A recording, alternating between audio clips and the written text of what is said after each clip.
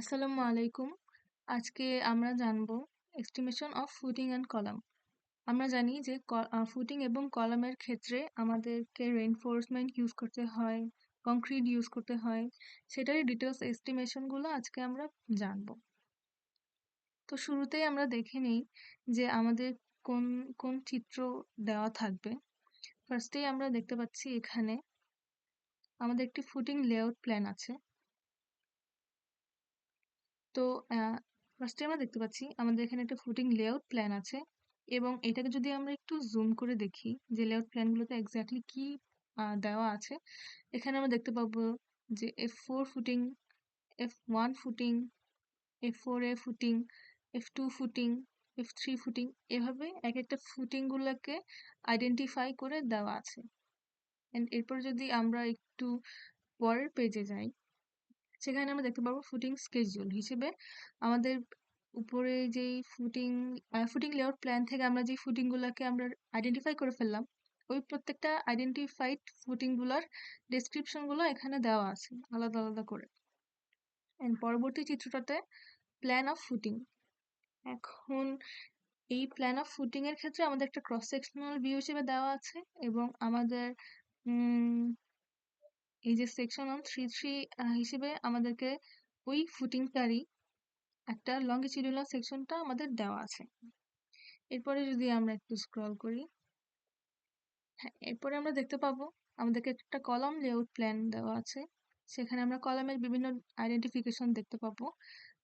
যদি আমরা এখানে একটু জুম করে, তাহলে আমরা দেখতে পাবো যেখানে C4 কলাম, C2 কলাম, দেন আবার C2 column, C2 column, C4 column. একটা প্রত্যেকটা কলামের হচ্ছে নির্দিষ্ট স্থানগুলো আমাদেরকে আইডেন্টিফাই করে দেওয়া আছে। এরপরে আমরা আসি কলাম স্কেডিউলে। এগুলো আমাদের সবগুলোই হচ্ছে গিভেন থাকবে। কলাম স্কেডিউলের ক্ষেত্রে আমরা দেখতে পাচ্ছি উপরে যে কলাম লেআউট প্ল্যানে যেসব কলামগুলোকে আইডেন্টিফাই করা ছিল C1, C2, C3, C4 হিসেবে, সেগুলোর ডিটেলসগুলো আমাদেরকে প্রত্যেকটা ফ্লোরের জন্য আলাদা আলাদাভাবে দেওয়া আছে। এখানে এখানে আমরা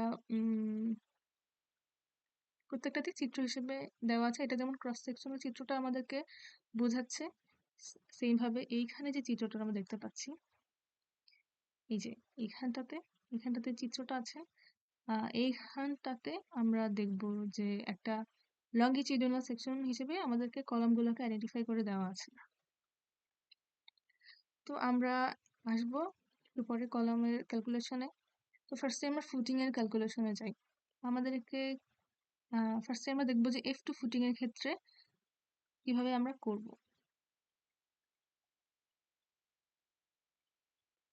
এখন আমরা ফুটিং এর ক্যালকুলেশনটা দেখব। ফুটিং এর ক্ষেত্রে হচ্ছে দুই ধরনের ক্যালকুলেশন আমরা পাবো। একটা হচ্ছে কংক্রিটের এস্টিমেশন অ্যান্ড একটা হচ্ছে রেইনফোর্সমেন্টের এস্টিমেশন। তো ফার্স্টে আমরা কংক্রিটের এস্টিমেশনটা করব।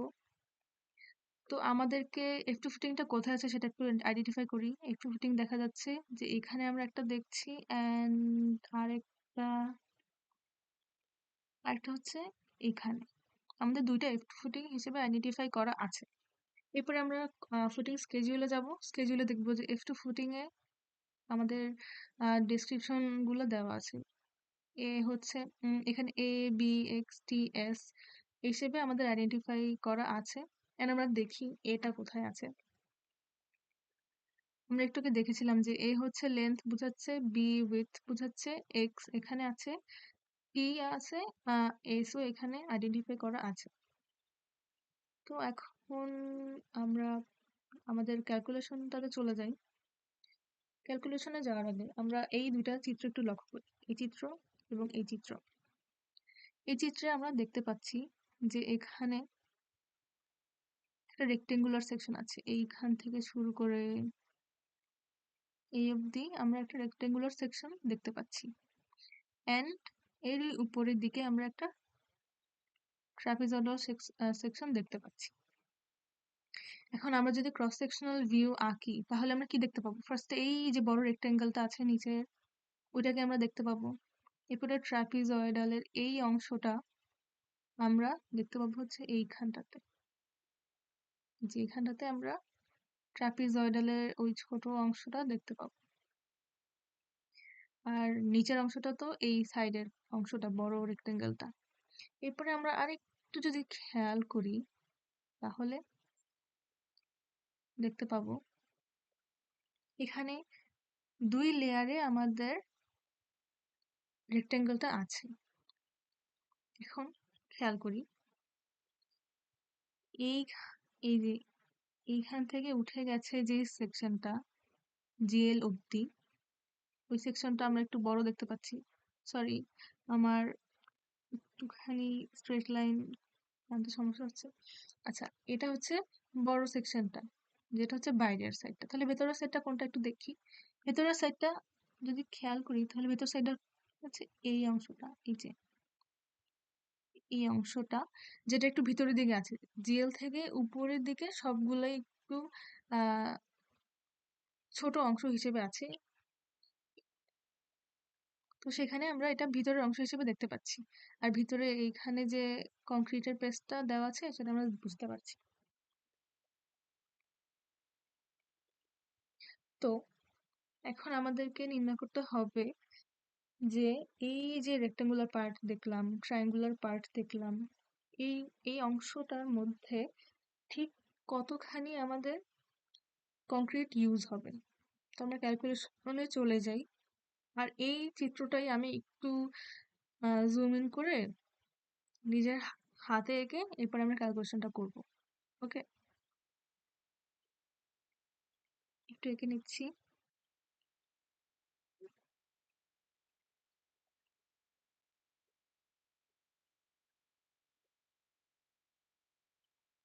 আচ্ছা, আমাদের বাইরের রেক্টাঙ্গেলটা, এরপরে দিকে ভেতরের দিকে আমরা ভেতরের রেক্টাঙ্গেলটা আঁকবো।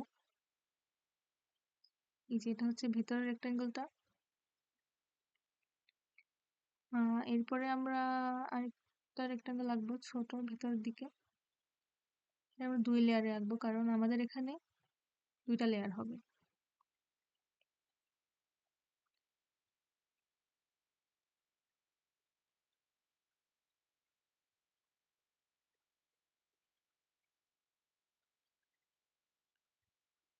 হোপফুলি 2টা লেয়ার বোঝা যাচ্ছে।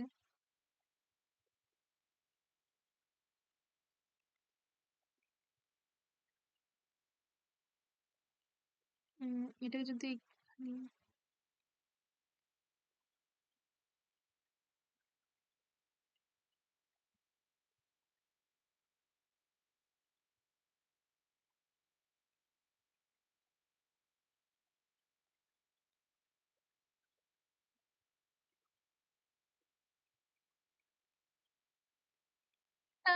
আনুপাতিক চিত্র আঁকলেই হবে, এখানে এত প্রিসাইজ লেখার কিছু নাই।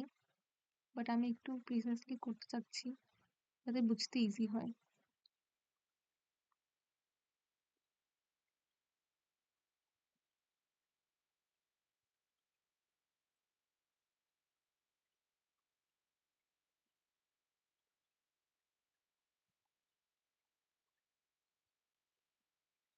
এখন আমরা এটাকে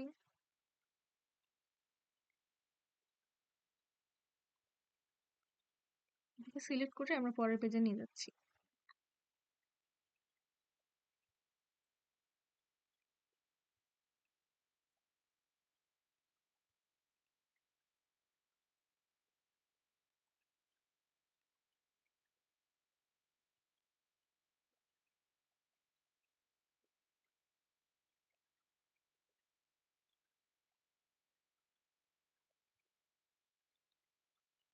আমরা এখানে পেস্ট করে দিচ্ছি অংশটা। এগুলো মুছে দিই, এগুলো আমাদের দরকার হবে না।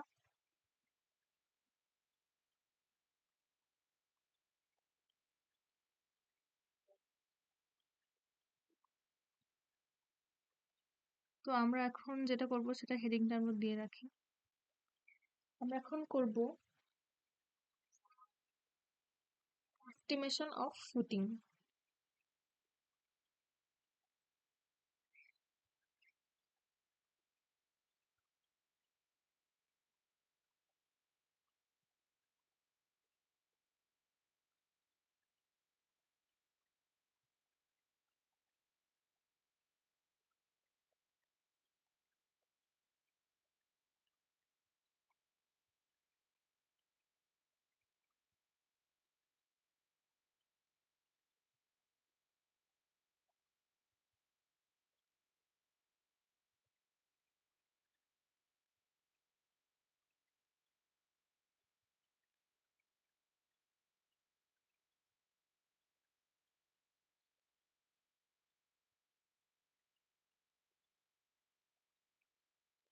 তো ফুটিং এর ক্ষেত্রে আমরা দেখতে পেয়েছিলাম যে আমাদের খুব একদম বাহিরে একটা রেক্টেঙ্গুলার আছে বড়। এরপরে উপর দিকে সেটা ট্রাপিজয়েডাল একটা আকার ধারণ করে, সেটা রেক্টেঙ্গেলটা আমরা ক্রস সেকশনে এটা দেখতে পাবো, এই অংশখানি। এরপরে ভেতরের দিকে আমরা দুটো আলাদা থিকনেসের রেক্টেঙ্গেল আমরা আইডেন্টিফাই করতে পেরেছিলাম। তো এটা চিত্র দেখে দেখে করতে হবে। তো আমরা চিত্রটাতে চলে যাই।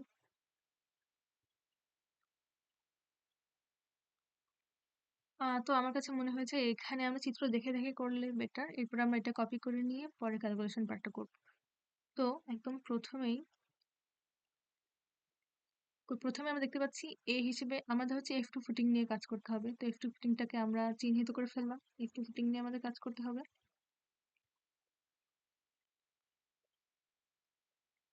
F2 ফুটিং এর ক্ষেত্রে আমাদেরকে এ হিসেবে বলা আছে। F2 ফুটিং এর ক্ষেত্রে F2 ফুটিংটাকে আমরা চিহ্নিত করব। তো F2 ফুটিং এর ক্ষেত্রে এ হিসেবে বলা আছে 6 ফিট 8 ইঞ্চি। এখন এ পোর্শনটা কোথায় আছে? এই লেন্থটা আছে তোমার এখানে 6 ফিট 8 ইঞ্চি ডিভাইড করে ফেললাম। এরপরে বি পোর্শনটা আছে 6 ফিট 6 ফিট ডিভাইড করে ফেললাম। এরপরে এক্স এবং টি এগুলো আমরা আসছি একটু পরে। তো এখান থেকে আমরা রেক্টেঙ্গুলার পোর্শনের পার্টটা করে ফেললাম। এরপরে যখন আমরা এই পার্টটা করব, এখন আমাদের একটা জিনিস দেখতে হবে যে এরপর তো আমরা দেখলাম একদম বাইরের রেক্টেঙ্গেলটার সব ইনফরমেশন আমরা পেয়ে গেলাম। এখন আমরা চেষ্টা করবো একদম ভিতরে যে রেক্টেঙ্গেলটা, যেটা পিএল এর উপরে উঠে গেছে অলরেডি, যে জিএল এর উপরে উঠে গেছে অলরেডি, ওটা আমরা দেখার চেষ্টা করব। এখন আমরা চিহ্নিত করব ফার্স্টে F2 ফুটিংটা কোথায় আছে, এইখানে আছে। সেই কোরেসপন্ডিং আমরা কলাম লেআউটে গিয়ে কলামটাকে চিহ্নিত করব। এই কলামটা হচ্ছে F2 ফুটিং এর জন্য দেওয়া ছিল। তো আমি একটু জুম ইন করলে আমরা দেখতে পাবো যে কলামের ডাইমেনশন দেওয়া হচ্ছে 12 ইঞ্চি ইন্টু 20 ইঞ্চি। তো আমরা একদম ছোট্ট রেক্টেঙ্গেল যেটা আছে ওই রেক্টেঙ্গেলটাতে, এই যে এই রেক্টেঙ্গেলটাতে ভিতরের সাইডে এটা 12 ইঞ্চি আর এটা হচ্ছে 20 ইঞ্চি, এইটা আমরা লিখে ফেললাম। এরপরে যখন সেটা পেল অবধি উঠে গিয়ে সেটা 12 ইঞ্চি ইন্টু 20 ইঞ্চি হয়েছে, কিন্তু যখন সেটা জেলের নিচে থাকবে তখন এপাশে 1 ইঞ্চি এবং এপাশে 1 ইঞ্চি এক্সট্রা থাকবে, সেটা দৈর্ঘ্যের ক্ষেত্রে প্রস্থের ক্ষেত্রে। তাহলে 12 ইঞ্চি প্লাস দুই পাশে 1 ইঞ্চি করে 2 ইঞ্চি যোগ হবে 12-র সাথে। তাহলে আমরা এর বাইরের রেক্টেঙ্গেলটার ডাইমেনশনটা পেয়ে যাবো। তো 12 ইঞ্চি প্লাস আরো যদি 2 ইঞ্চি যোগ করি তাহলে এটা কি 14 ইঞ্চি, এন্ড এটা 20 ইঞ্চি প্লাস আরো 2 ইঞ্চি 22 ইঞ্চি, এটা পেলাম। এরপরে আসি এই যে নীল পার্পল কালার বর্ডারের রেক্টেঙ্গেলটাতে। এখন আমাদের আবার হচ্ছে সেকশনটাতে দেখতে হবে। সেকশনটা কোথায় আছে? সেকশনটা দেওয়া আছে যে এটা তো 14 এবং 22 ইঞ্চি গেল। এরপরে আরো দুই পাশে এক্স করে এটা এক্সটেন্ডেড পোর্শন হিসেবে আছে। তাহলে আমরা 20-এর সাথেও 2x যোগ হবে, আবার 14-র সাথেও 2x যোগ হবে। আর x এর মানটা কত সেটা আমরা পাবো এখান থেকে। এই যে এখান থেকে আমরা দেখতে পাবো যে x এর মানটা আসলে কত। আমাদের F2 ফুটিং এর জন্য x এর মানটা 13। তো আমরা যদি ক্যালকুলেট করি তাহলে এই রেক্টেঙ্গেলটার ডাইমেনশন গুলো আসবে, এটা আমরা পাবো 48 ইঞ্চি which is 4 feet, and এটা পাবো 40 ইঞ্চি which is 3.33 feet। এটা আমরা পেলাম। এরপরে আমরা এটা কপি করে নিয়ে যাব এখানে, এরপর ফার্দার ক্যালকুলেশনটা করব। তো আমরা দেখতে পেয়েছিলাম যে একদম নিচের সেকশনটা ছিল 6 ফিট বাই 6 ফিট 8 ইঞ্চি, ওইটা হচ্ছে রেক্টেঙ্গুলার পার্ট ছিল। তো আমরা ফার্স্ট রেক্টেঙ্গুলার পার্টের ভলিউমটা বের করব।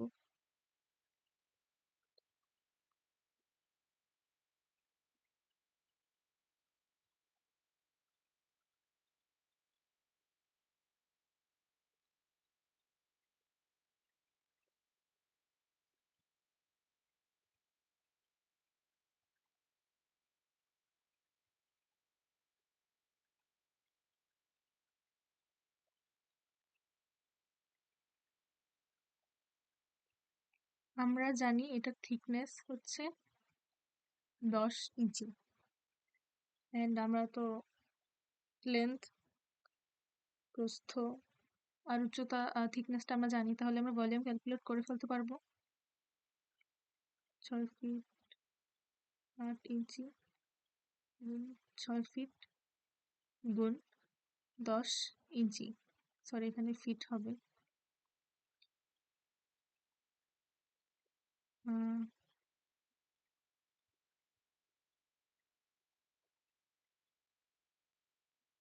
এখান থেকে আমরা অ্যান্সারটা পাবো 33.33 কিউবিক ফিট। এরপরে আমাদের কাজ হচ্ছে উপরে ট্রাপিজয়েডাল পোর্শনটার জন্য ভলিউম ক্যালকুলেট করা। এরপর এখান থেকে তো আমরা এস্টিমেশনটা করতে পারবো ফার্দার।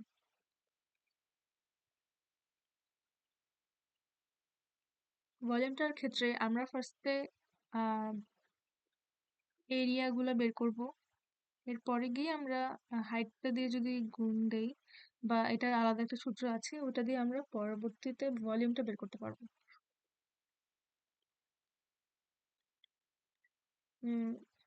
ট্রাপিজয়েডালের তো পোর্শনটা এরকম ছিল দেখতে।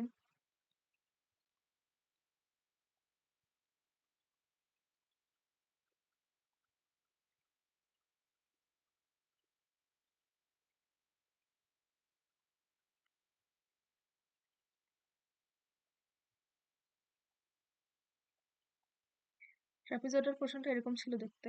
আমরা ধরে নিলাম যে বড় বেজের অংশটা হচ্ছে A1, দেন পরবর্তীতে ছোট বেজের সেকশনটা হচ্ছে A2। তো আমাদের তো এখানে মানগুলো আমাদের জানা, তাহলে আমরা A1 আর A2 বের করে ফেলি, এখানে লিখে ফেলি ফর ট্রাপিজয়েডাল বেজ।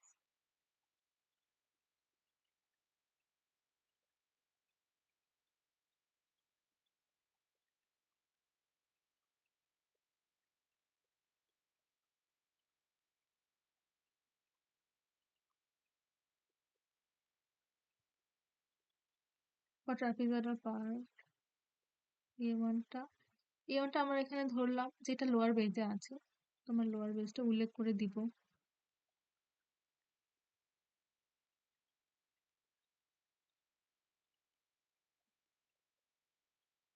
লোয়ার বেজটা একদম বাইরের সাইডে আছে, তো আমাদের যে ডাইমেনশনটা আমরা জানি ওই ডাইমেনশনটা আমরা লিখে ফেলবো।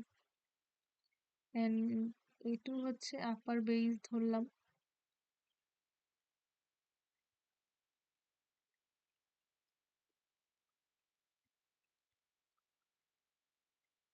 এখন এটা ডাইমেনশনও তো আমরা জানি, এই যে 3.33 ফিট অ্যান্ড 4 ফিট, তো লিখে ফেললাম। এরপর আমরা একটু ফার্দার ক্যালকুলেশন পার্টটা করি। তো এটাকে ক্যালকুলেশন করলে আসে 40.002 কিউবিক ফিট, অ্যান্ড এটাকে ক্যালকুলেশন করলে আসে 13.32 কিউবিক, সরি আমি কি লিখলাম, কিউবিক ফিট না, এটা অবশ্যই হবে ফিট স্কোয়ার, কারণ কি আমাদের এরিয়াটা তো ফিট স্কোয়ারে আসবে। ভলিউম যখন বের করবো তখন আমরা ফিট কিউব দিব।